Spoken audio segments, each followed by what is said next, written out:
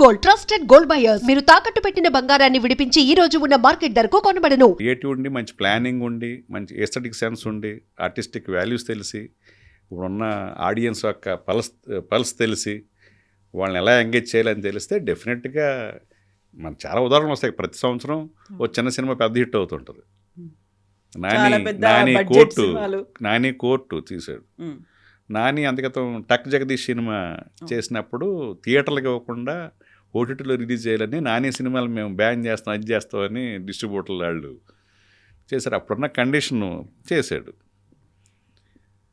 నానిని అసలు బ్యాన్ చేసేస్తామని లెవెల్లో మాట్లాడారు. కోర్టు సినిమా రిలీజ్ అయినప్పుడు తను ప్రొడ్యూస్ చేసినప్పుడు నాని అండి ఓ సినిమా అలా ప్రతి హీరో సినిమా తీయాలి, మాకు 4వ వారం కదా 5వ వారం కూడా షేర్ వచ్చిందండి సినిమాని మొదలెట్టారు.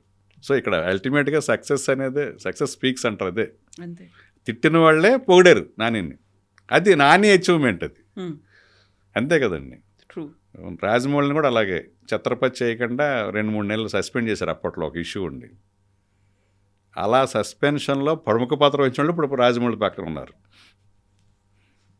అలా సక్సెస్ ఆయన సక్సెస్ అయి చూపించాడు, వాళ్ళ దగ్గర తెప్పించాడు. అదే అచీవ్మెంట్ అంటాను నేను. ఎగ్జాక్ట్లీ. సో ఇప్పుడు మీరు ప్రొడ్యూసర్లు ఎవరైనా మాకు డబ్బు పెడతాము, మేము సినిమా తీయండి అనుకున్నప్పుడు వాళ్ళకి వద్దు లాసులు వస్తాయి, లేకుంటే సినిమా గురించి మీకు తెలియదు అనుకున్నప్పుడు, మీరు ఇంత ఎక్స్పీరియన్స్ ఉన్నప్పటికీ కూడా ఒక సినిమా స్టార్ట్ చేసిన తర్వాత ప్రొడ్యూసర్ చేసిన తప్పు వల్ల మీరే మొత్తం ఇన్వాల్వ్ అవ్వాల్సి వచ్చింది, మీకు ఉన్నటువంటి ఆస్తులు కూడా దానికోసం పెట్టుకోవాల్సి వచ్చింది. డెఫినెట్ నేను సంపాదించి పోగొట్టుకున్నా, మా మిస్సెస్ కూడా కొంత పోగొట్టాను. అది తప్పదు. అంటే మనం ప్రిపేర్ అయ్యి, అంటే మనకు మిజరబుల్ అవ్వలేదు కాబట్టి, రోడ్డు మీదకి రాలేదు కాబట్టి పర్వాలేదు. బట్ పిల్లలకు ఉండేది కదా అనే ఒక గిల్టీ ఫీలింగ్ ఉంటుంది పిల్లలకి. అప్పుడు నేను అమ్మిని ఒక 2 కోట్లు ఆస్తనుకోండి, ఇప్పుడు 7 కోట్లు అయింది అయ్యి. అది అరే పిల్లలు చూసినప్పుడు అరే వీళ్ళకి ఉండును కదా అనిపిస్తుంది. ఆ గిల్టీ ఫీలింగ్ ఉంటుంది. కాకపోతే ఆ సినిమా చేయాలి, చాలామంది దీని మీద డిపెండ్ అయ్యి ఉన్నారు, అదే కదా. అంటే యాక్చువల్గా అది సంధిగా ఉంటుంది చూసారు, అలా జరిగింది. దానికి కరెక్ట్గా మనం కంప్లీట్ అయ్యేటప్పటికి శాటిలైట్ బిజినెస్ మొత్తం కొలాప్స్ అయిపోయింది. ఎందుకంటే సన్ నెట్వర్క్లో 300 crores ఎంతో స్కామ్ జరిగి ఆఫ్ చేశారు. వాళ్ళు ఒక్కళ్ళే ఏ సినిమా అయినా సరే ఆ సినిమాకి తగ్గట్టుగా వాళ్ళు ఆ శాటిలైట్ రైట్స్ తీసుకునేవాళ్ళు. ఓ 10 లక్షలు పెట్టి తీసిన సినిమా కూడా ఆ రోజుల్లో ఒక 5 లక్షలు 6 లక్షలు దానికి ఒక వాల్యూ కట్టి కొనేవాళ్ళు. కొంచెం మినిమం గ్యారంటీ అయినా మా సినిమాకి ఆ లెక్క ప్రకారం ఒక 1.5 crore రావాలి మా సినిమాకి. దానికి అది కరెక్ట్గా మిస్ అయింది. సో మనకున్న పొటెన్షియాలిటీకి మిడిల్ క్లాస్ ఫ్యామిలీ కదా మాది, సో అది కొంత ఇబ్బంది అయింది. సో అమ్మాల్సి వచ్చింది.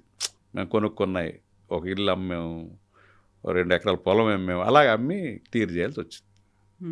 అలా సో అదొక బ్యాడ్ ఎక్స్పీరియన్స్, చాలా బ్యాడ్ ఎక్స్పీరియన్స్. నిజంగా ఒక 5 years ఇబ్బంది పెట్టింది. అది 5 years రికవర్ అవ్వడానికి, అంటే అది మళ్ళీ మామూలు పొజిషన్ రావటానికి.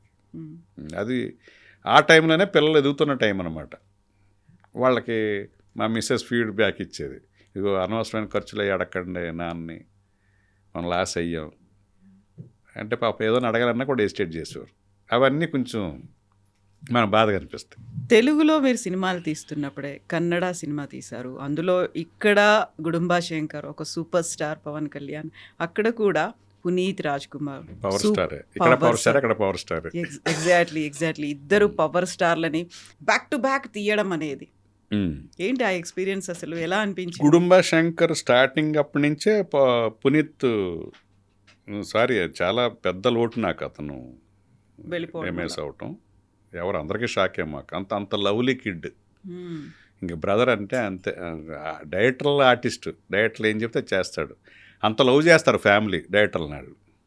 సో నిజంగా షాకింగ్ అప్పుడు. నిజంగా శ్రీహరి, పునీత్ రాజ్ కుమార్ నేను చేసిన హీరోల్లో కోల్పోవడం అనేది ఇప్పటికీ చాలా తీరని లోటు అది నాకు. సో ఈ గుడుంబా శంకర్ చేసేటప్పుడు నాకు ఒక కాల్ వచ్చింది, ఒక కెమెరా అసిస్టెంట్ ఒక అతను, సార్ పునీత్ గారు మీరు సినిమా చేయమని అడుగుతున్నారు సార్ కన్నడలో అని. అప్పటికే స్టార్ అయిపోయాడు, 3rd film జరుగుతుంది అప్పుడు. నన్ను ఎంత అడుగుతాడు, లేదు సార్ మీరు గంగావతి అని తెలుసు, మీది కన్నడ వచ్చని తెలుసు అని అడిగితే సరే మాట్లాడతాను. ఇంకా అతను చాలా వినయంగా, సార్ మీరు చేయాలి సార్ కన్నడలో, నాతో సినిమా చేయాలని.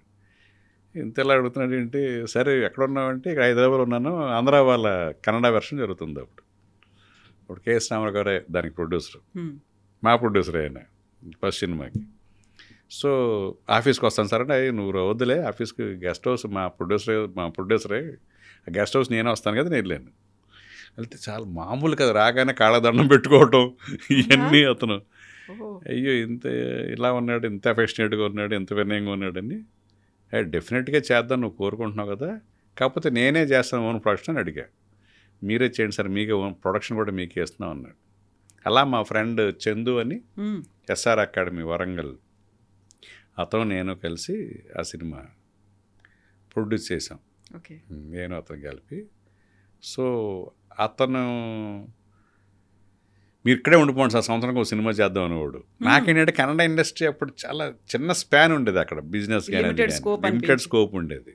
సో తెలుగులో చేయాలని మళ్ళీ తెలుగుకు రావటం, తెలుగు వస్తే అప్పుడే ఎంఎస్ రాజు గారి సినిమా అనుకున్నాం, రకరకాలుగా అది మారింది. ఆయనతోటి ఇష్యూ కూడా రావటం వల్ల.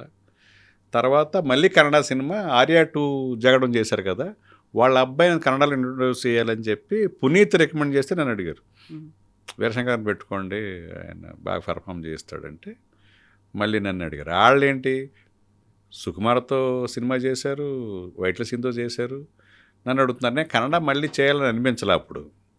వాళ్ళు లేదు, పునీత్ ఫోన్ చేశాడు. పునీత్ చేస్తే అప్పుడు నేను ఒప్పుకొని, అది ఆడవరకు మళ్ళీ అర్థాలు వేరే. మెయిన్ రీజన్ ఏంటంటే రీమేక్ కదా, మళ్ళీ ఏం చేస్తామన్న ఫీలింగ్ ఉండేది. సో అప్పుడు అబ్బాయి చాలా సెన్సిబుల్, చాలా ఒబీడియంట్. ఆదిత్య అని వాళ్ళ అబ్బాయి హీరోగా ఉంటే, అప్పుడు రమ్య హీరోయిన్, అక్కడ టాప్ స్టార్. అప్పుడు అది చేసి కాంగ్రెస్ లీడర్ ఎంపీ అయింది. అప్పుడు పెద్ద వండర్ వాళ్ళకి. నా షూటింగ్కి 8కి వచ్చేసేది, మిగతా వాళ్ళు 10కి కానీ వెళ్ళేది కాదు. అంత నువ్వు వెళ్ళి ఏం చేస్తావు, సాయంత్రం తొందరగా చేస్తావు, సినిమా అయిపోద్ది కదా అని అలా అని కరెక్టే సార్ అని చేసేది. ప్రాక్టికల్గా చాలా మేము ఫ్యామిలీతో మాట్లాడుతూ ఉన్నంత, మీరు ఫ్యామిలీ పర్సన్ సార్ అని చాలా అఫెక్షనేట్గా ఉండేది, ఒక ఫ్యామిలీ మెంబర్ లాగా.